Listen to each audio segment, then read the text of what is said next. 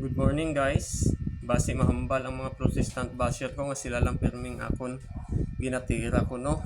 At why pro why ko gatira sila gadipinsa lang ako as a Catholic faith defender. Pero actually hindi lang man mga Protestant ang ako no ginakomentaran. Madamo man ako ginakomentaran nga lain nga reliyon or even Katoliko ginakomentaran ko kag subong nga adlaw. Siyempre sa Katolikon man akong komentaran.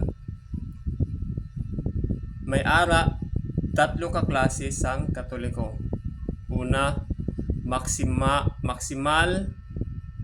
nominal, kag kung si Father Darwin pa ikatatlo, animal. Nga, ang maksimal, amo ini siya ang Katoliko nga bisan wala sa misa ara sa simbahan, active sa mga charity works, or ano pa da nga mga buhat sang kaayo. Ang ikadua naman, ang nominal, amo ini siya mga Katoliko lang sa ngalan. Makita mo sa simbahan kung kasal, bunyag, lubong. Masulod lang ni sila sa simbahan kung kalaslon sila o kung kalaslon ila paryente. Masulod sa simbahan kung bunyagan sila o kung bunyagan ila bata. Masulod sa simbahan kung ilubong ila paryente, pamilya o kung sila ang ilubong. Pero ang pinakawalala, ang ikatatlo, amo ni siya ang kung si Father Darwin pa ang animal. Nga tinawag animal.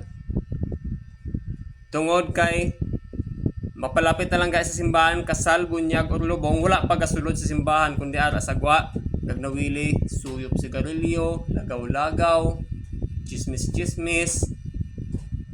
Kagapos mareklamo pa sila nga dugay matapos misa ni padrya. Amo ina sila ang tatlo ka klase sang Katoliko. So kamo guys, din kamo da sa tatlo ka klase. Maksimal, minimal, or animal.